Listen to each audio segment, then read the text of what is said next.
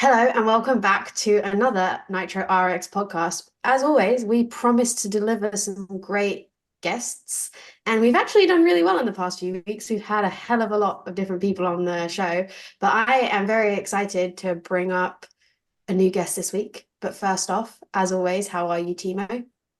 I'm very good, thank you, and I'm looking forward to getting into this one. This seems to be our most left field conversation yet, and I'm looking forward to see where it goes. Oh, definitely. So we're deep into the season. Well, we're not deep into the season, we're deep into the off season, sorry.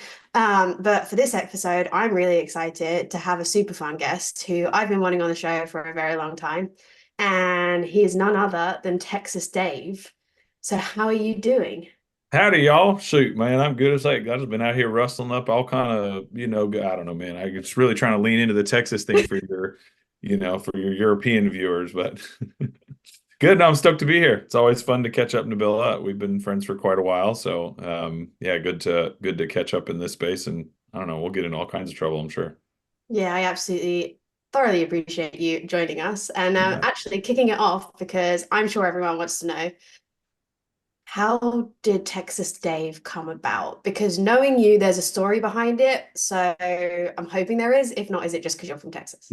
Well, I mean, it's very simple, because everybody looks at your last name and they go, t t Nabila, yeah, yeah, Nabila, it's the rally one, yeah, yeah. Luckily, there's like not a lot of Nabilas, so generally in a lot of our social circles, it's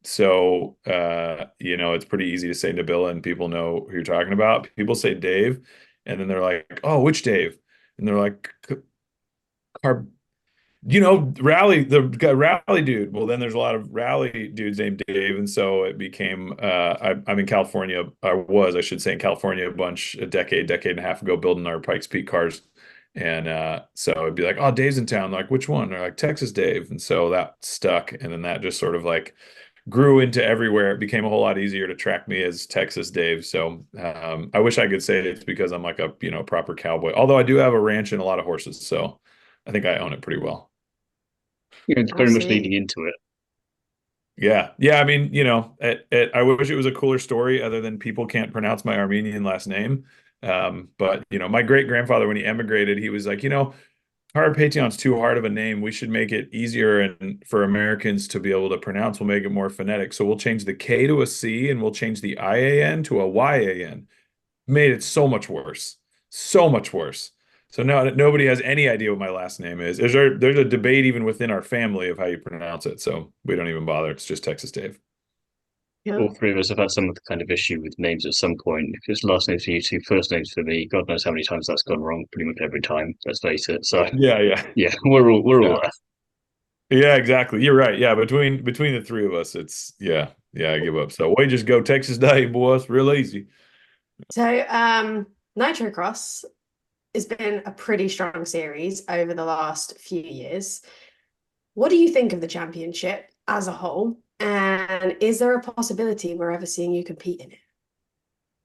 I don't really do anything competition wise that's not at my own house these days. I'm very fortunate to have rally sprint championship at my basically my house. My house is a quarter mile down the road now, but at the rally ranch, which is I consider home. And we're the first rally sprint championship. Well, we're really the first rally sprints with ARA in the US. And I don't really think there's any championships anywhere else in the world either. So we might have that as well. But we're so busy building that, I just haven't really prioritized any other competition, frankly. And I don't, never say never. We're all young-ish. My back says otherwise, but we've got some competition years left. So it's possible at some point. I'm really enjoying the other side of the industry though. So my history with Rallycross in the States, I was at the first ever GRC event in 2010 at Irwindale. First time we ever saw European style Rallycross in the States. And then was a spotter for a handful of drivers throughout the 2015 through like 19 in global Rallycross, well, and ARX for that matter. Was at the first ever Nitro Rallycross event in Utah, spotting for Steve Arpin back in whatever that was, 18, 19, I don't even remember. So I've been really fortunate to kind of see the Global Rallycross to ARX with World RX stop was 15 minutes from us at Circuit of the Americas. Worked really closely with the IMG guys when they brought ARX, to life. And then inherited all of the leftover trophies when the series went defunct because they were in a storage unit in Austin. And Jordan was like, "Hey, would you mind helping? I have to go back to the UK. Would you clean a storage unit for me?" I'm like, "Sure, dude." So I've got stacks of ARX trophies that we didn't win, um, that I think are hilarious. So watching Nitro sort of blossom out of the ashes of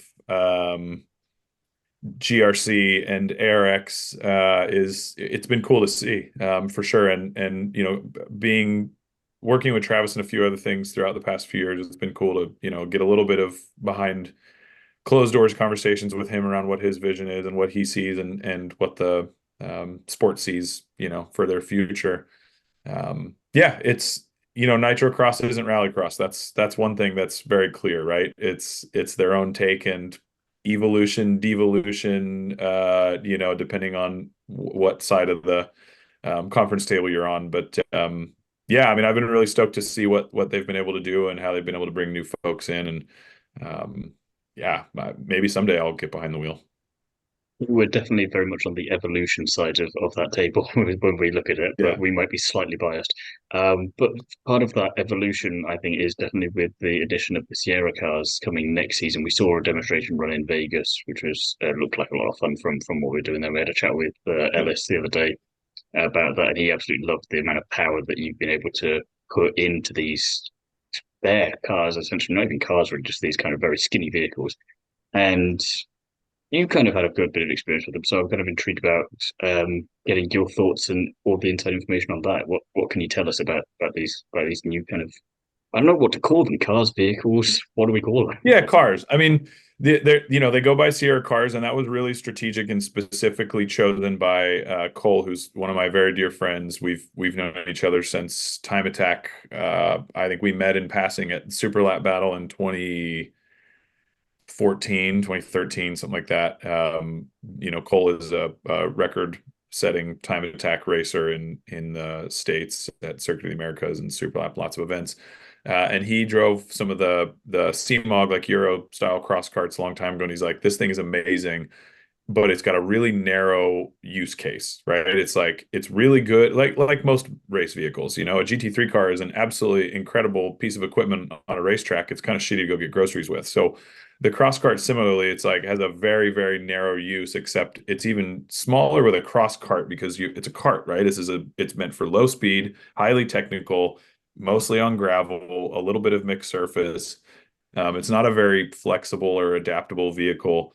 And it's still a high-strung specialty, small batch niche race car. So it's going to come with all of the intrinsic challenges of having to talk to somebody who doesn't really understand you when you need parts and having to wait email, back and forth. And so Cole's vision was much like what Nitro's doing with Rallycross, saying, "Hey, how do we take this really amazing sport and, as you said, evolve it for the American audience, right?" And if you're a purist, it can feel like a devolution because you're straying away from the pure principles of, "Hey, this is what Rallycross is supposed to be." So, if you were at Lydden Hill, for the first FC1X race and you saw the big tabletop jump, you felt like it was sacrilege, right? And so that's those are the people on the devolution side of that, and the cross cart would fit into that really purist model. The Sierra car has really been strategically said, "Hey, it's a car from the get-go," and it's been built to drive like a car, to have car style dynamics, and to be a race car. It's no body work, so it's easy, or no car style body, no closed cockpit style body, so it's easier to work on, it's easier to build and maintain, it's simpler to put back on its wheels when it inevitably does race car things and parties too hard. Although we've been really fortunate for the past few years to really like almost no incidents with those cars. um and dynamics wise, Cole's like, "I want it to be a multi-discipline race car. I want you to be able to go to the sand dunes, to go hit the road course, and to go do rally stuff with it." And so when we first started, when I was working with ARX, I was trying to put together some UTV power sports manufacturers to come do like a celebrity sort of Grand Prix with ARX. And so my vision was like, hey, we've got this Long Beach Grand Prix deal that Toyota's been doing forever, the celebrity race there since the dawn of time. Toyota provides a bunch of cars, you get a bunch of celebrities, they go wheel to wheel, great. So I was like, well, what if we get, these all of the pro drivers, we get the Solbergs and the Ken Blocks and all these different guys, and they each coach a celebrity out at our place because we're 15 minutes from Circuit of the Americas before the World RX race. And then you do a big celebrity race. Caught wind that Cole was developing these Sierra cars, called him and said, hey man, like I don't want to start trying to get, Polaris or Can-Am or these other manufacturers involved if somebody that I know and, have a good relationship with is doing something similar. So that's how we first connected on Sierra. It was like right before they were initially built. So we've been a part of that development curve since day one. I got to hop in one for one of those ARX races at COTA, and took a win in the Sierra car, my only rallycross event ever. So I think I'll just retire and be a consultant. I have a 100% win record. So yeah, really cool cars. And yeah, like you said, they're cars. The one challenge with those cars historically was, as we said, that small batch specialty niche race car manufacturer comes with all the challenges and drawbacks. Being a Hayabusa power plant, it was crazy powerful. And if you're running in a field of them in a rallycross, that's fine. But, in a school environment like mine, a defunct power unit that you had to buy parts for constantly. And it was like, how do you sell somebody a brand new race car with a used engine? So there's a lot of challenges. So the electric power plant has always been a dream. We've been, looking at a million different ways we could do it. And we're the first, so my business, Rally Ready, is the first official dealer for the Sierra car. And we have cars number 001 and 002 off the Sierra production line.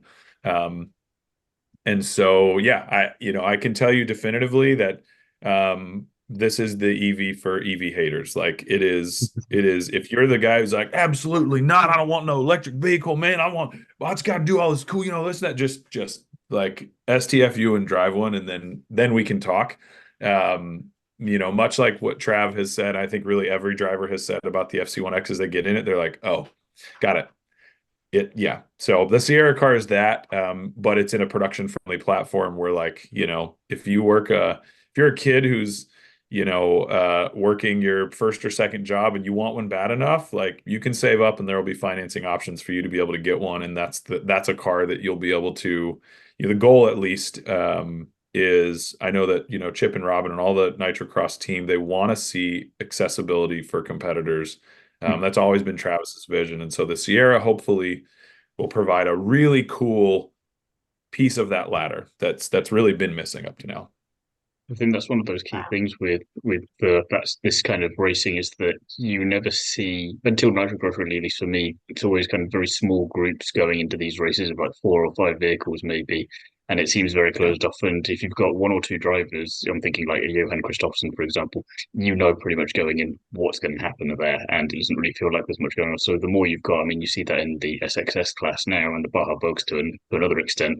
There's so many things, there's so many vehicles rather in those and so many drivers that it could be, if anything, you've just got that unpredictability element into it. And the driver then really comes across as being the deciding factor there. The car's going to be good. That it's a lot of practice time available for you because it's going to be easy to get your hands on. So opens it up nicely. And I think as fans, you get better racing out of it and at the end product. 100%. And I think there's a phrase that I use a lot in our work, which is the engineered use case, right? When we talk about a rally car versus, let's say you go to Porsche Driving Center in LA or, one of these Porsche Experience Centers, it's a beautiful track that's built to highlight the exact engineered characteristics of that vehicle. So the car's doing what it's designed to do. A rally car, I don't care what any, Subaru fanboy or Evo lover or whatever says, like even a Rally 2 car, a, $250,000, $300,000 car, is still a production car that is being abused way beyond its limits, right? It's being asked to do things that no car should ever be asked to do. And a Can-Am or these power sports vehicles are another version of that, right? Like, yes, they're designed to go do cool stuff and they're designed to jump and they do that well, but they're also still ultimately something that are designed to be manufactured in mass, to be sold at an affordable price, to have good margins through a dealer network, and to have one person and a couple buddies maybe go play around on their ranch. So when you take a production power sports vehicle like what they have in the Can-Am class and you modify it for racing, it takes a lot of work and it takes a lot of money and it takes a lot of energy to get it to survive a weekend of Tom Williams driving it, for example, right? Like Tom drove one last year and I spotted for him, and Tom did great. I mean, he hopped right in and he got right up to speed, but like it's a steep learning curve. The Sierra is a really cool opportunity for somebody to just pop right in and just get after it. And one of the things we've seen with the Can-Ams is because they're two-pedal race carts, gas and a brake, you don't have to go develop this massive new skill set and understand shift points and running a third pedal and any of these other things that can be really challenging for getting new drivers, especially what Nitrocross is doing well is bringing in personalities, celebrities, people from all disciplines of every industry, exposing them to rallycross.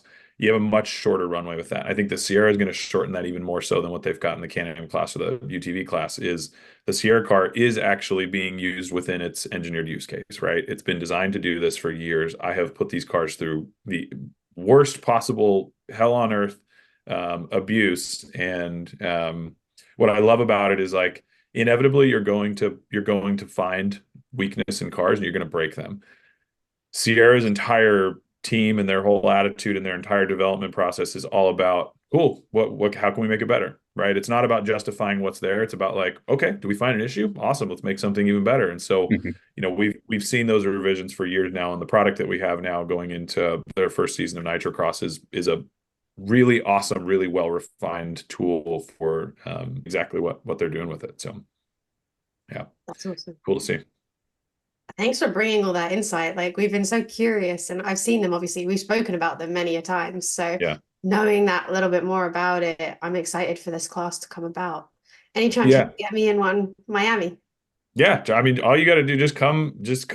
Like there are two of them sitting in the ranch. Like the whole point of these cars being here is like everybody needs to get in and drive one. And for me, one of my dreams always with Rally Ready Driving School and with what we do on a day-to-day basis is like anybody who's been in a rally car knows I always say it's like sex. You can talk about it, but like describing it to somebody is really it's kind of an awkward process and it doesn't really do it justice. You have to like get in a rally car, and a rally car is cool because you can ride with an expert and a professional and you can get that like, oh wow, that's an incredible sensation. But a Sierra car is, for me, it's the first time that we've had something that's really affordable to run and I can put anybody in it at any time. And it's like, as long as you know a gas and a brake pedal, then you've got the skills to be able to get in that car, at least at the lowest power setting, right? And experience the magic of like you being in control. So I'm super excited about that, but like, yeah, literally just show up. You just tell me when you're going to be here and hop in one and we'll get some seat time. That would be awesome. I'm definitely going to take you up on that. Speaking of the Rally Ranch, I want to go back to like the beginning of your career a little bit. Like, how did you end up in motorsports? And obviously, as you mentioned, Rally Ranch is near Circuit of the Americas. How has that dream been like in the building process over the last few years and watching that become what it is now? Yeah. I'm going to answer the second part first, which is like, before I talk about any of like how I, got into this position and how we are doing what we're doing, I heard something recently that was really helpful for me, which is you have to just survive long enough to be lucky, right? And that's not to take away from how hard it is to do what we do and how good we are at what we do and how proud I am of not just my team but of what I've been able to do for a really long time. I'm super excited about those things, but it felt like this big relief to be like, yes, that's exactly what it is. You have to keep something alive for as long as possible in the face of all the adversity that will inevitably be thrown your way, so that you can be in the right positions and be able to take advantage of the right opportunities when they come. So, there's a lot of elements of luck and timing and talent and skill and drive and all this other, cliche, Gary V motivational posters we could talk through. But that's been a big part of it, right? Is like I was born and raised in Austin. And there was no motorsport when I decided in 2004 after playing Gran Turismo that I wanted to, be a rally driver. Like there was no, secret family investment fund that was like, oh, great. Well, that's, here you go. Um, there was some money we borrowed from a family friend that we called my college money, my uni fund basically, to, pay for me to go to school. But I was like, I'm not doing that. Dropped out of high school, bought a rally car with my college money, as we'd say. And my folks were like, good, well, there you go. Now you got to figure it out. And, I think my dad's thinking at the time was like, rally car costs about as much as a semester or a year of college. And he's like, I'm not paying for anything else. So like, figure it out. This is 1 year of school. And when it inevitably doesn't work and you realize this whole thing, you're going to have to get a real job, and then maybe you'll be convinced to go to school. And here we are. Now I teach a school, yet I haven't been in a classroom since, about the 10th grade. So, yeah, I like I said, played video games. I grew up here in Austin, and like there was no racing, no nothing. So when I sort of got into rallying, this was not the place to be. So people would always say like, oh, you should get into, doing precision driving and stunt driving. You should move to California. You should try and get in with the guys at Drivers Inc., which is, Reese Millen and Paul Dallenbach and Tanner Faust and all the guys doing all this stunt driving. And you should do this. And oh, you should do right. There's a lot of you shoulds.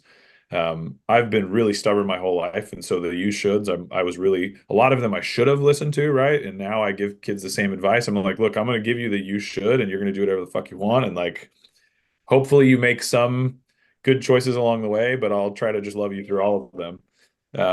And so, yeah, I bought a rally car. We started kind of playing around, and then quickly realized I was born in the wrong country, wrong socioeconomic bracket, wrong, decade. I did not have a good Finnish accent, so there was no way for me to win the championship, because rule number one is if you want to win, hire a Finn, right? Um, so yeah, it's just heavy improvisation and a lot of, throwing shit at the wall and hoping something sticks. And I think what you learn when you are successful in anything is that there's just varying levels of throwing shit at the wall, right? That's all you do throughout life is you're like, oh, okay, great. I threw some shit at the wall. This is the one thing that stuck. Grow it, make it successful, make it work, and then let that operate itself, let that grow, hopefully build a team that can grow organically. And then you siphon a little bit of the success of that off to try new things, and you try a bunch of new stuff. And ideally, a few of those things continue to grow. And eventually you can sit on the porch, drink lemonade, and watch other people work. Yeah, that's how it started. Was I realized that I was born in the wrong sort of, time, space, and income bracket. I decided that, like anybody, is like, well, how do you stay involved then with motorsport, right? And so I think, the three of us would all have very different stories. Nabila, you and I have had a lot of very personal conversations, sitting on that exact porch, drinking that lemonade, talking about, how do we build our backstop? I'm As I missing like to out call on these porch drinks. I need to fix that. Yeah. Yeah, dude. I mean, it's like, life gives you lemons. You sit on the porch with your friends and drink lemonade. So, um, flights to Texas are cheap. But the that's that's been a big piece of, is like, well, what do I do? And so I had to ask myself in my early 20s a really like those hard questions of like, well, fuck, I don't have a formal education, which turns out nobody cares. I don't have a plan, and I don't really have a vision. I just know that I love rallying, and I want to share that with people, even if, I don't have a lot of experience, right, in my early 20s. And so I had this real intense imposter syndrome at my early 20s about, I won the Pikes Peak Hill Climb in the open class for 3 years, 2008, 9, and 10. And I'm proud of that. You can't do that 3 times in a row without having some talent, but also it requires being there, and there being a lot of attrition, because we certainly didn't have the budget to be fighting against the top dog. We had to wait for them all to crash. So, but you do that 3 years in a row, and it's like then you start to realize, okay, Red Bull's not going to show up and offer me a contract. I'm not going to get.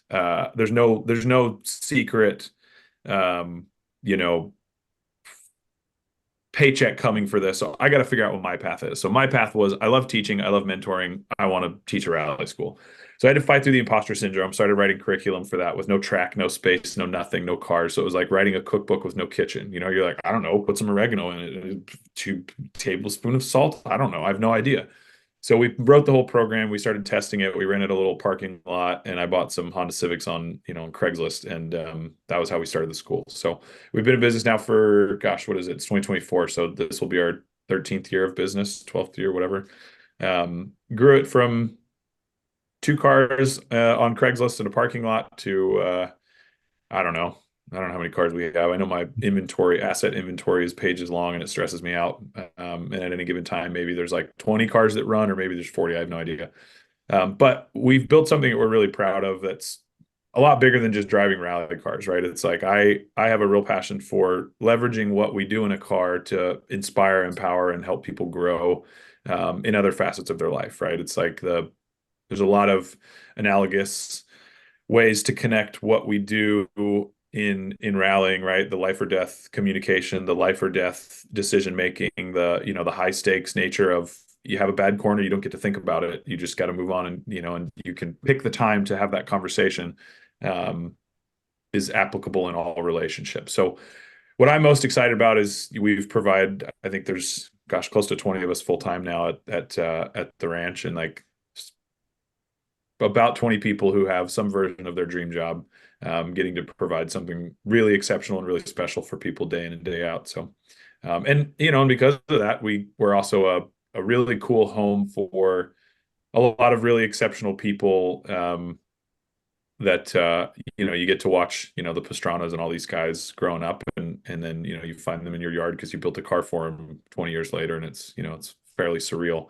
But what we learn along the way is like, and you guys have learned, I'm sure, in doing this, like, man, everybody's got the same problems, and all they really want is to feel seen, valued, and like people give a shit about what they have to say. So it's what I like to do. Like to just try and create a container for people to have lots of fun, and there's rally cars involved.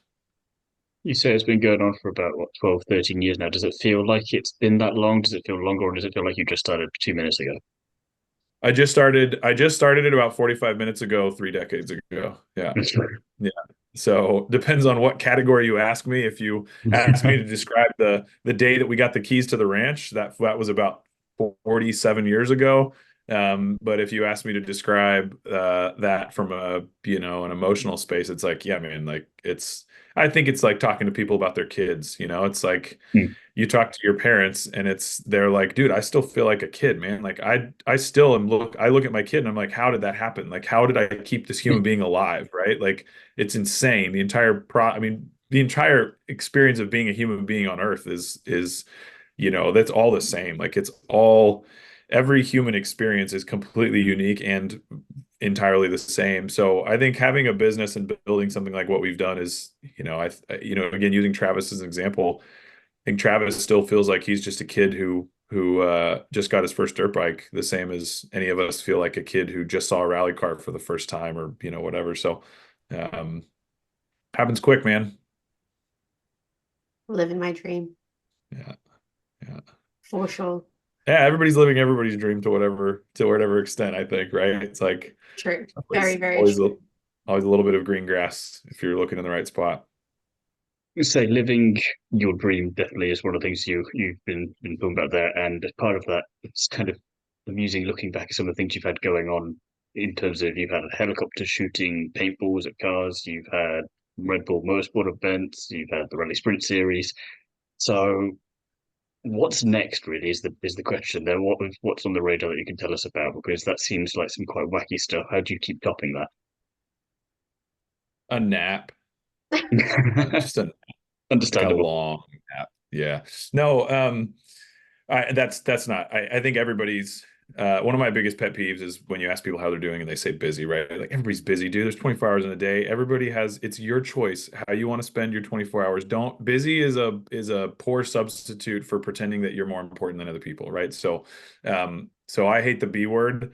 And I actually am not that busy. Like, I try to live with I I feel like, my entitlement that I've tried to earn for myself is the flexibility that as hard as I've worked and as much stuff as I've had to do and been fortunate enough to do, but like this has been a wild road. Like when we bought this ranch, everybody assumes, they show up and like, cool. So, does this like, did you inherit this land? Did your grandparents buy this? I'm like, no, dude, a client bought this for us. And we rented it for 5 years and I had to borrow money to pay for rent plenty of times. And, the difference between the business succeeding or failing many times was whether or not somebody bought a $650, half day rally clinic back in the day.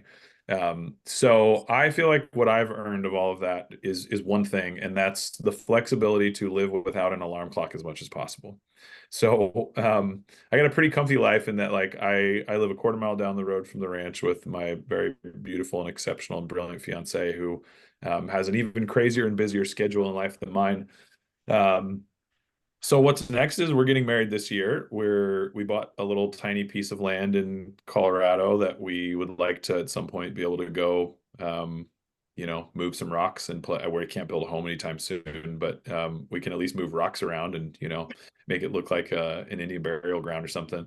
Um, and I'm trying really to like, um, I've worked this whole time in building the business has always been about in trying to empower other people, and that's both our clients and that's my employees and that's everybody. Like my goal in getting on this with you guys is help you guys grow your audience, right? Help you guys reach more people, help you guys get to where you want to go, and help your audience have an introspective moment today. Hopefully, I say something that they're like, "Damn, that was really helpful," and it resonates with them because I think we all know those little moments, those little nuggets of wisdom, and they like burn in like a core memory. Um, so that's it. My goal is to try and do that and as affect people positively as much as possible. And like if I get in a race car, that's gonna be under very different circumstances than it has been previously. In 2022, I was really fortunate. My buddies, the owners of Black Rifle Coffee, we kind of became fast friends and have very different, sort of, I'd say like backgrounds, right? Like I don't know anything about the military. That's not my world. And those dudes knew nothing about race cars, that's for sure. And we kind of like came together and, tried to do something. We did a bunch of really cool stuff, but, what I learned in that was everybody was like, that must be nice, right? They're like, dude, that's so awesome. Like, congrats, man. You've been in the sport for 20 years. Like you've earned this amazing opportunity to go rallying. And like, that's so awesome. You've got a full sponsorship. You're doing the whole thing. And, how does it feel? And I was like, have you ever wanted something for so long that by the time you get it, you don't want it anymore? It's kind of like that shiny, red Schwinn bicycle that you wanted when you were a kid and it's all you dreamt about. Well, then somebody gives it to you when you're 35 years old and you're like, this doesn't fit. I don't want this anymore. Like, I want a different bicycle now. And so that's what racing is for me now. Whether it's rally or rally cross or anything in between. I've got Lucy and Kira and Micah Block are coming out this weekend to our rally sprint, and I am 1,000 times more excited to be a part of Micah and Kira, making their name in motorsport. I'm way more excited to see Cole succeeding with Sierra Cars and getting to talk to you guys about how hard my friend has worked and how proud of him I am. I'm way more excited to see you guys grow your audience. I'm so stoked to see my clients show up and have the best day ever. And I could not care less about getting in a race car because it's this self-serving kind of like ecosystem of like everybody, it's, there's the driver and everything is about, getting you where you need to be and doing, rallying obviously is unique because you win and lose together as a driver and a co-driver. And obviously motorsports, like all sports, is a team, right? Like we know Max Verstappen doesn't show up and make everything happen on his own. He doesn't make the coffee and he doesn't change the tires. So, but it still all comes back to Max Verstappen. It's always Max did you see how, Max's weekend? It's not Red Bull's weekend, it's Max's weekend. And I don't want it. So for me now, like motorsport is like, happy to be the person facilitating, some magic for as many people as possible. So I don't know what's next. For today, I'm gonna go put some rocks in my pond because I dug a giant hole in the ground and I'm building a big natural swimming pool because it's hot in the summer and when we're done with rallying at the end of the day, everybody wants to like pop in the pool. So I can get up with that. yeah, some staff meetings. It's clarifying some miscommunications between my team members, making sure that they still feel really supported and that they, can stay in their lane on certain things. It's, it's like, it's just trying to do my best to be a human being that is creating more than I'm destroying, in every space. Ideally, I don't know a better way to put it than that. I think so. I wish I had a cooler answer, and I was like, yeah, dude, I'm building a skyscraper full of race cars, and opening a museum. Like the That's Fast and Furious people, I think. yeah, that's it. That's it. That's the people who drive cars that have like 46 forward gears. You just keep shifting forever. I think that's so interesting that like everything's changed for you. Because another question I was going to ask, being a Pikes Peak winner in Baja, obviously you've done many the ARA rally and won some of those too. And I was going to ask you what the highlight of your career has been, but now I'm wondering if the highlight of your career is now. Maybe. I mean, I think that's a good question. It's and a hard one to answer, which I guess is what makes it good, is I mean, there's moments, but I think we all learned a lot when we watched Senna back in the day. I remember the Senna documentary and everybody watched Hmm. it, and I think everybody really imprinted on that moment when you ask Senna his career highlight and it was karting, right? Every single driver has almost the same answer. The highlights are not winning the world championship. The highlights are rarely the things that you put all your energy and your time towards. And we'd be fools to spend our whole lives waiting until we're on our deathbed to get it right.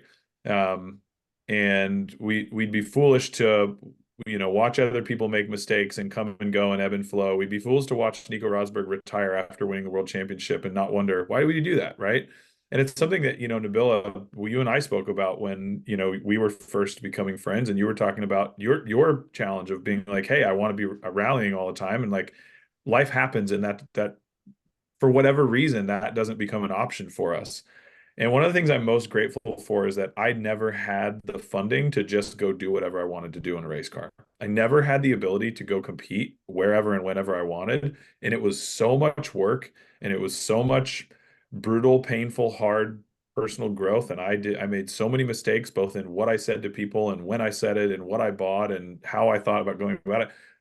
Those are the things that defined what more of who I wanted to be and who I didn't want to be. And I'm grateful for the fact that, like, and I hate that, everybody's grateful for their hardship. Like, it's cliche as fuck, but like, I'm glad that I was forced to figure out earlier, like, no, I don't want to pursue this for my whole life. So an individual highlight's hard to say. And I think you're probably right. I mean, you know, we're always in some part of our story. And the part I'm in right now is the part where I'm like, wait a minute. I think we actually all already have, we've all got it made. We've all got our dream lives. We can spend for it. No matter what you do, you will always be able to look to somebody who's doing something that appears to be bigger, better, faster, stronger, happier, healthier than what you're doing. Period. Right? There's always somebody who's more fit. There's always somebody whose business is growing fat. There's always somebody that you can look up to, and you should. But if you look to them to highlight your deficiencies or your defects or what you could or should be doing more of, then you're gonna be a Steve Jobs or a Lewis Hamilton or whoever, not in the success. But the mark of all these really successful people is perpetual dissatisfaction at any level of success, right? That's what makes an athlete so driven, is perpetual dissatisfaction, right? It's not about wow, it's like, and I think Lewis is like most of these guys. You look at Lewis and Vettel years ago, it's like those guys were aggressive and mean and hard and polar driven. And now you look at him and, you watch Sebastian in the last few years of his career, and he was soft and he was kind and he was more interested in who he was than what he was. And yeah, I'd like to think that right now I'm really more interested in how I can share. I have excess now, right? Like, I'm not wealthy. I don't have lots of money, but we've done more than I ever thought we'd be able to. We bought a couple of, shitbox Honda Civics and rented a parking lot. And so, you look at somebody who's homeless who is still sharing half of their sandwich with somebody else who's homeless, and you recognize that, like, you always have excess. There's always something that you can share. And I'd rather be focused on, putting that into the world than anything else. And so, you know, I feel really fortunate to get to have relationships with guys, who are out there doing the stuff on a big level, and I want to continue offering them support, friendship, wisdom, and a cool place to feel like they can come back to that Senna type of roots of why we care about this. And so the Rally Ranch for me is like, it's a place we've built that gives people the ability to go out and do all this pro racing and all this cool stuff. And Adam LZ is one of my really good buddies, and he's coming out this weekend with his new rally car, and we had such an awesome time last time he was there, because he was just like, this is why I built the LZ compound. This is what it's about. It's about creating this like awesome container where literally you guys could show up tomorrow and I'd be like, yeah, well, let's get in Sierra cars. We'll figure it out. Right.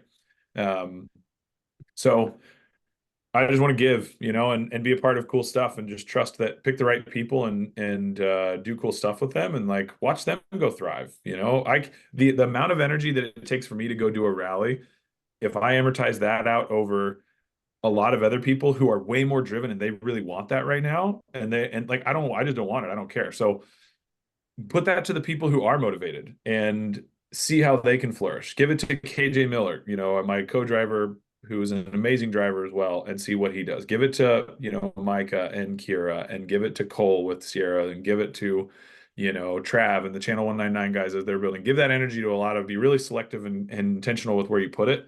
And you can watch a whole forest of cool stuff grow up around you. So I don't know. Maybe this is my best era. Who knows? I'm having fun. So you mentioning Travis there amongst many of the names there, and we couldn't really let that slip without asking how you two met, because that seems like an interesting story that's got to be there, or is that just a case of, I feel like a very natural thing these days of just accidents happen all the time, and this might just be one of them, and it's just a very short story. I mean, it's me, so I'll talk forever if somebody tells me to shut up. Well, there's two. When did I meet Travis versus when did Travis meet me? Those are two very different stories, which is rule number one with Travis, does he right? remember the first time, or did you have to remind him? Travis doesn't remember, like, he doesn't remember his breakfast, and he just got up from the table, right? Like, dude's been knocked in the head so many times, he doesn't even know where he is. So I, nobody can take offense if Travis doesn't remember you. But what's wild is, like, somebody will walk up to Travis 1 in 200 times, and he'll be like, yeah, Tampa 97. We were at, Billy's bait shop, and you came over, your kids, Sebastian and, Jimmy, and you're like, where did this come from? And then the other, 2,875 times, somebody comes up and they're like, hey, Travis, dude, what's up, man? Hey, man, remember me? Dude, X Games 98, dude. I was there with my cousin. Remember? He had that blue shirt on. He was like, hey, what's up, Travis? And then you signed the thing, you remember? And he's like, a lot of head injuries, man. I got nothing. So Trav and I first met Pikes Peak 2005. My first year at Pikes Peak was his second, I believe. I didn't know who he was. I was in the parking lot buying tires. Oh, sorry, parking lot of a 7-Eleven, buying tires from a man named John Buffum, who, if you're a rally nut in the States, John Buffum is like the ultimate legend, right? He competed in, in a groupie Audi back in the day. He was one of the only Americans in history to score world championship points. Amazing. I'm buying tires from John. I don't know who he is, in a 7-Eleven parking lot. Then there's this kid sitting on the curb, and I'm like, hey, what's up, man? And he's like, oh, and he stands up and he's eating some Cheetos, and he's like, oh, hey, man, how's it going? Hey, how you doing? I was like, whoa, weird energy, but hey, man, I'm Dave. He's like, yeah, cool, Travis. Yeah, great to meet you. And I'm like, okay, neat. It's like, clearly he's here for the rally. And I'm like, so, how's your car? And he's like, oh, I don't know, haven't seen it yet. And I was like, weird answer, but okay, right? Like, I don't know anything about who this person is. And then I start putting it together. I'm like, oh, this is that kid that did the backflip on the motorcycle into the bay in San Francisco or whatever, I'm like, I remember him from, the TV. But like, he was still so new to rallying that it wasn't like, well, there's Travis. So better story though. Then that year I'm in the rookie meeting at Pikes Peak, right? And you all get shoved into a 20-foot shipping container right by the start line at, 3:30 in the morning before practice starts. And they're there to try and scare you straight, right? Don't fart in the wrong direction or you're going to get kicked off the mountain. And so there's some dude in there with us in this like snow camo suit with some spy sunglasses, and he's sitting by the door, arms folded with his leg against the wall, like, I shouldn't be here. This is a waste of my time. And I'm like, I don't know who this dude is, but he seems like not a cool guy. And then he walks out right as the thing ends, and he walks over to the DC Shoes RV, and I'm like, oh, that's the shoe guy, right? I'm like, that's that Ken guy. So Ken and I were in the rookie meeting together at Pikes Peak in 2005. Trav and I met in the parking lot that year together. But and then we've crossed paths a million times. I ran, I was with Steve Arpin. I spotted for him at Nitro. And so that was when he and Ken were teammates. And so it's like, I've been floating around all these guys forever. I used to do data with Ken. It was me, Steve Arpin, Ken Block, and his spotter Forrest, who's one of my good friends. The four of us would look at data, and we'd pull the video, and we'd overlay, and we'd whatever. No relationship with Ken, no relationship with Trav, nothing. Until JT, one of the founders of Black Rifle, and Evan, the sort of main original founder of the company, they came out to the rally school in 21, and Connor Martell actually had invited them out because JT had done some stuff with Connor, and Connor was like, hey man, like, let's invite these guys out. I want to bring them to your rally school. And so they came out, and we just goofed off the day, right? It was just like, he was like, I just want to like say thanks to the Black Rifle guys. So we goofed off, and JT reached out. He lives close to me. We started chatting, became really good buddies really quickly. And like out of our friendship, sort of, he was like, he called me towards the end of 2022, and he's like, hey man, what does it cost for you to run a rally? I'm like, I don't know, like 30 grand, it's like, it's awful. And he's like, in that old clapped out Subaru? I'm like, yeah, it's an awful, awful thing. And he's like, good Lord, why don't you just like not pay people? I'm like, because that's not how it works. Like, it's a business now. If I was doing it as a grassroots deal. Anyway, he's like, well, what, dude, let me like do a Black Rifle sponsorship for you and like just see what happens. I'm like, okay. So he sponsors, I don't know, some portion of that, some small portion of the overall cost. And I'm like, all right, cool. So we go out, we put, Black Rifle on the car.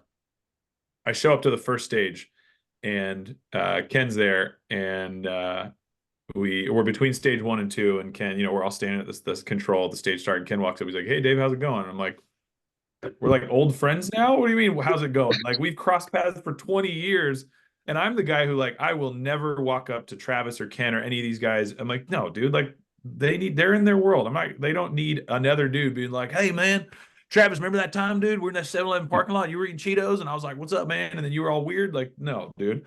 So Ken and I, that's the beginning of our friendship. And we have, I feel really fortunate. We got to spend the whole next season, like, really getting to know each other same thing, just between stages. And Ken was, he could be a really polarizing person in the way, like anybody, because he's a public person. So how he could be perceived was one thing. And I always said the mark of Ken, it doesn't matter. There are plenty of times you could watch him come in from GRC pissed off because the car crashed, and he'd, get out of the car and he'd just go to his RV. And it's very easy to judge that. It's very hard to understand and to know the man until you saw him with his kids. I mean, the dude could be in the middle of a board meeting with Ford, it could be $10 million on the line. And if his kids walk in the room, he'd stop and he would have a conversation with them, and he would connect, and he would help them understand why it wasn't the right time for them to barge into a meeting. And the man had his priorities very, very, very well aligned, and was very value driven. And he did a lot for more people than we'll ever be able to really know. And his effect on this industry will be hard to ever quantify. And it's easy to say that now because, like every legend, once they pass that, that narrative sort of gets created. And Travis is a special one because Travis has a similar story arc in that he is so incredibly intentional about how he cares for his people. I mean, he started Nitro Circus because he's like, all my friends need jobs. All of my action sports friends what are we going to do? Right. They're going to age out of this, and like, they can't compete necessarily. They need jobs. And Travis is patient. He's careful.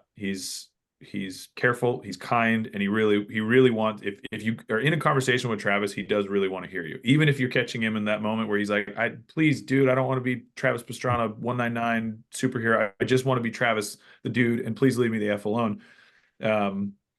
So I got to meet Travis when he came to the ranch for our first shoot when we were doing a show together, because when he left Red Bull, came to Black Rifle, I was doing the rally program with Black Rifle. He shows up to the ranch, and he's like, "Hey man, Trav, nice to meet you." I'm like, "We'll go with that." Yeah. Um, so then it became a fun game of like, I would, periodically I'd just come up to him throughout the year and be like, "Dude, Travis, what's up, man? Hey, you remember me?" And then I would give him a story of one of the many times that we had in fact met, and he wouldn't know which of them were bullshit and which were real because obviously he has no memory. Yeah, super good dude. Like we haven't been best buddies forever. He's very careful about who he trusts and who he kind of like allows into his inner circle and his ecosystem.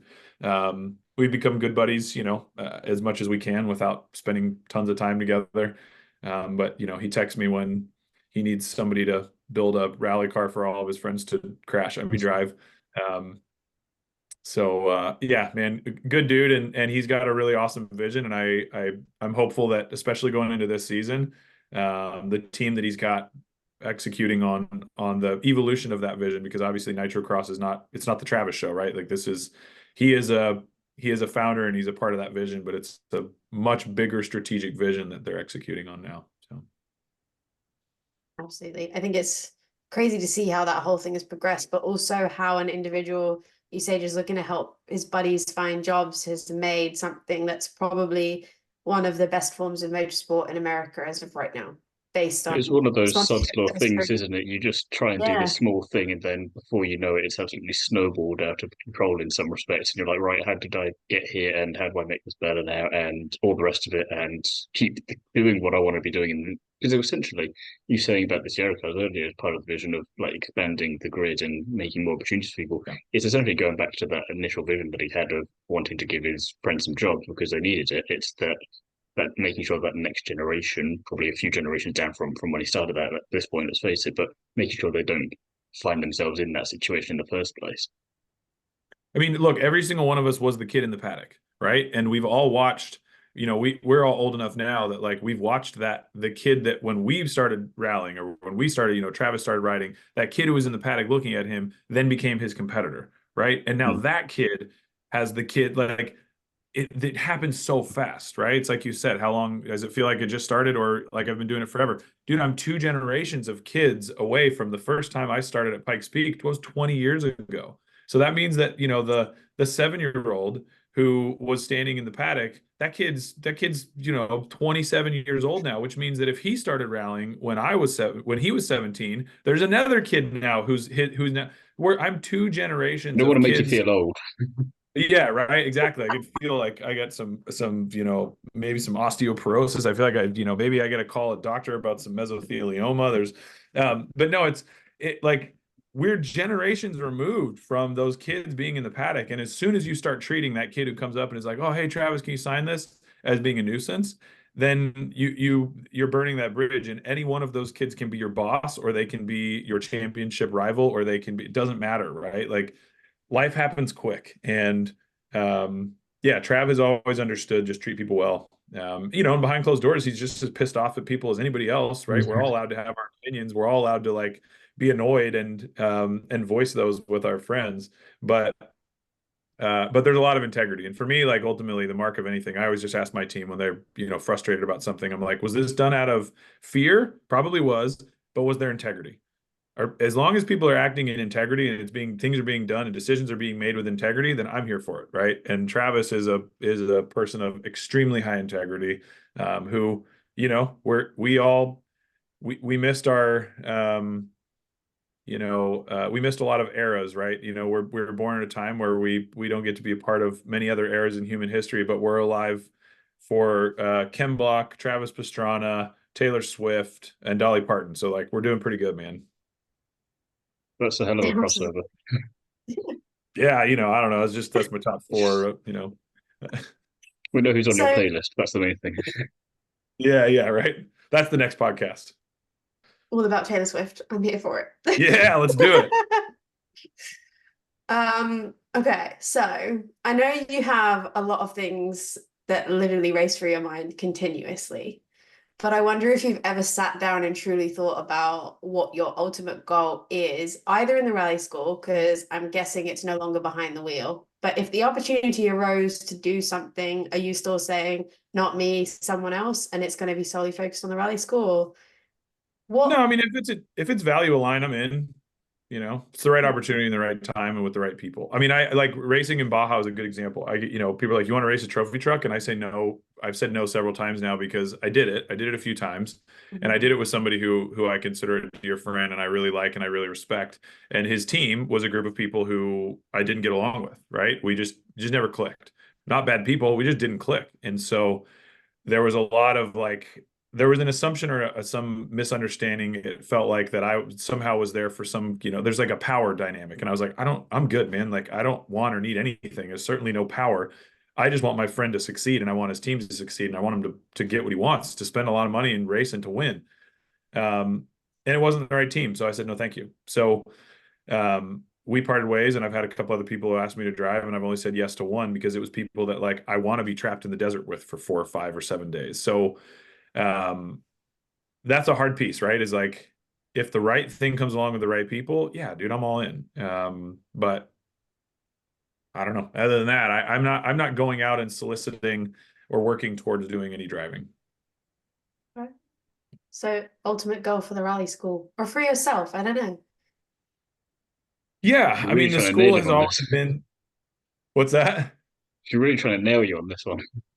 Yeah, no, that's good. But yeah, nail it down. I mean, the ultimate goal for myself is to, to be happy and you know, comfortable and a little bit uncomfortable and growth, right? Like I just, stay in awareness and stay focused on providing for other people, right? I think if we continue, like I said, to provide value and strength and opportunity and growth for other people, like that's what an entire society, no less an economy, is built on. So you got to put your own oxygen mask on first. So I do have to ensure that we're stable and our operation is healthy. So what that looks like for Rally Ready and specifically for the ranch, I'd love to see us continue to grow what we're doing here. A lot of my focus now, I have a speaking engagement with our corporate clients tomorrow. It's a big, executive leadership team. And so sharing a lot of, like I mentioned earlier, what we do in a rally car in those spaces, something I really enjoy. I want to be able to do more of that.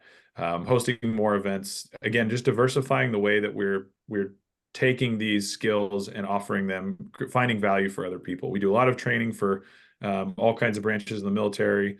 The 3-letter agencies, as they call them, are, there's a lot of places that taking not just the car control skills, but the mindset and all of these other things that we know it takes to go do rallying, and providing that to other people. And, again, it sounds silly, but it's like you can save lives if you apply these principles in the right places. So I want to continue to grow to do that. And, opportunities pop up regularly for other places and ways that we could grow Rally Ready, whether it's, locations or diversifying into other business units. Right now we have a shop that builds race cars. We have a wrap shop. We have our, tactical driving stuff. We have the rally school. We have corporate events. We have merchant apparel. We have media that we do for partners and other brands. We do a ton of consulting work. We've got partnerships with auto manufacturers. So we've got a few business units that we need to keep healthy before we go diversify any further. I think I probably need to clean the boneyard out, sell a few vehicles, and simplify. You say find out what But you've got that's in there my goal, first, man. just to go with I, what you were saying earlier. what's that? Find out what you've got in there first from what you were saying earlier. You need to keep Yeah, track yeah, of, yeah. No, you need we to did. remember Yeah, what you've got I in do there. need to. I do need to cull through some things and be like, wow, we still have this. Yeah, but our vision has always been that the Rally Ranch is the world's first motorsport dude ranch, right? It's this place that, the term dude ranch really, what it means is something that somebody can come have the experience of being in a ranch or being, an outdoorsy environment or whatever that activity is. And for me, I want it to be, I want this to be a place, not this motorsport country club model that is so, it works, right? Like clearly there's a lot of these things being built. So the finances work mostly because the cars aren't rally cars. So they, again, engineered use case, there's a slightly easier to manage profitability in that model. But I want there to be a space that, it's working for us when your family wants to come. When your kids say, hey, when can we go to the ranch? That means that it's working, because I want everybody to feel everybody's welcome, but we're not for everybody, right? There's a lot of people who have a more transactional, more ego driven, or more, they want something that looks a certain way. And cool. There's a lot of places that you can have that in the motorsport industry. If you're looking for the best training on planet Earth and you're looking for really intentional people who are going to build something really unique for you with a really strong network to back that up, and who aren't going to take your money under the false pretense that somehow you're going to become a professional racing driver after, 3 days of driving rally cars with us, we're the place. And then if you want to, build a rally car and store it with us and become a member and, and then participate in our rally sprint series, I'm trying to create accessibility through the whole ecosystem in a place that people can feel like every Friday when they get off work, they're super excited to come to the ranch because it feels like home for them. So, that's my current bar, and the metric for success. And I think if we can do that and do that well, then, we'll move the bar to the next spot. What that looks like will be defined largely by what happens in the world and our lives between now and then. So, Well, quick fire questions then, just to finish things off. Then, can you describe Nitrocross for us in 3 words? Yes. There's two. 6-minute bar fight. I What was like that? that. It's a 6-minute bar fight. Yeah, that's it. Okay. It's just a bar fight. I mean, the thing about rallycross and nitrocross that's so awesome is it's not a UFC fight. It's not a, like play the tactics, and go easy and whatever, and make stamina, whatever. It's a bar fight. It is, from the word go, it is every ounce of energy you have into thrashing everybody, because all of you are gonna be thrown out on the curb in under 5 minutes. So it's just, from the word go, start smashing bottles and and swinging punches and leave nothing on the table, because if you don't get the whole shot, then you got to fight through a pack of people who are actively kicking and punching at you. So Do quite like yeah, that one. yeah. I think that might be my favorite. Yeah.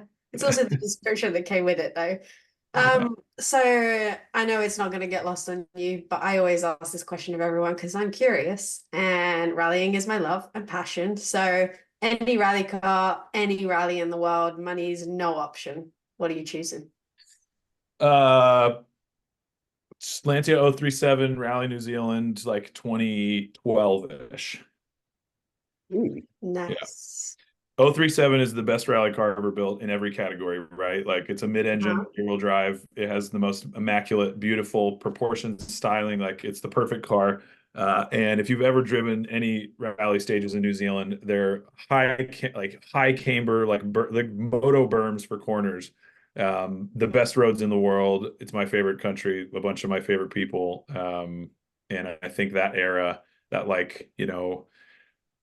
early 2000s era of WRC is like, that was I grew up on that, right? Like, I'd go torrent every day of WRC coverage because you couldn't get it anywhere in the States. So you'd get on and you'd like go check the torrents and you'd wait, and you'd be like, yes. And with Paul King or whatever it was as commentator, that's it. That's the era. So I don't think we've Yeah. ever had anyone answer that question quite so quickly before. But it's yeah, quite you're nice to ready. have instinctual just immediately. That's it. Yeah, 100%. Yeah, I Yeah, don't think. most people haven't come from like that rallying background, which is what in Europe you're so used to having that hybrid of rally cross, because they kind of always segued between the two. So Yeah. it's always so crazy. Like, a lot of the Americans that I speak to, they're like, oh yeah, I've never really done anything in rallying. It started from circuit racing. Yeah. Like, ah, fair enough. So Totally. I mean, dude, that's like Scott Speed was out here a couple weeks ago, and he just he was here for a Red Bull event, and it's fascinating. He was asking me all these questions about cars, and I was like, oh, I totally forget. Driven F1, he's driven NASCAR, he's done rallycross, done all these things. He could not know less about rallying, right? He's been to a couple of rallies with Subaru, and he's like, huh. So what do we do now? And you're like, you just wait for another minute till the next car goes by, and he's like, huh. All right, so. Rallycross and rally are, especially Nitrocross and rally, are extreme. Like, now that rally's not even in the name, now it's called Nitrocross. It's even more, desperate. There's people don't even have an ethereal connection to rallying necessarily. So I have a very big fear that it's gonna die a slow and tragic death sooner or later, and it really makes me sad. So not to get like super existential, but like everything does, right? Like the cosmos will do the same thing. Here's my take on this, and I'll leave you with this thought. Not in it. Hopefully, this feels positive and not negative. To me, the magic of everything is that it ends. The magic in every single thing is that it has a terminal point. If everything went on forever, think about this. So, I don't know how it is in Halloween for you, but as a kid, you get a tiny little bag of Halloween candy. It's got 4 M&Ms in it. Those are the best 4 M&Ms you've ever had in your life because to every single one you savor and you're like, man, right? If somebody gives you a bucket of M&Ms this big, you're like, I don't know, you take a handful and you're sick of M&Ms immediately, right? I know that because I have a friend who gave me like 20 gallons of ice cream from his company. I don't touch it because I look at the freezer and I'm like, it's all ice cream. I don't want any ice cream. So the nature of things being finite is what makes them so exceptional and so special. Knowing that that it's a short duration is what makes the magic in everything. So to me, if Pikes Peak, if this was the last year of the Pikes Peak Hill Climb, that would be tragic and it would be sad to be heartbreaking. And also, we would get the magic of being like, we were alive through this time. We got to be a part of that. And then it ended, right? The best case scenario for any relationship, whether it's business or it's romance or it's, your wife, your family, whatever, is that one of you has to watch the other one die. Everything has a terminal point. So like, I think of it like this. Right now, we're in an amazing time where we get to see Nitrocross be born and to grow and to flourish, and it's going to turn into whatever it's going to turn into. And the team that's doing it, they've got a good vision and a good model, and I believe fully in what they're doing, and I'm super excited to see how that evolves. Same thing with rallying. And I'm with you. Like, I hope it flourishes and I hope it continues and I hope it grows. And if it doesn't, like, dude, we got to be a part of it. We got to be a part of something that doesn't exist anymore. And I'd rather live in gratitude for having been there than live in regret for having not been able to save it. So, All right. Yeah, good point. And on that, like, wonderful kind of like existential tied up. bombshell. Oh, yeah. That is all we have time for in today's episode. Thanks everyone who joined us to listen, and an absolutely massive thanks to you, Dave, for joining the show. Absolutely. It's been really fun and took us out of complete different like routes and avenues that we could have gone down for a Nitro chat. So no, thoroughly enjoyed that, and thank you as always. Absolutely. All our information will be at the bottom in the comments, and be sharing some more stuff with Dave soon.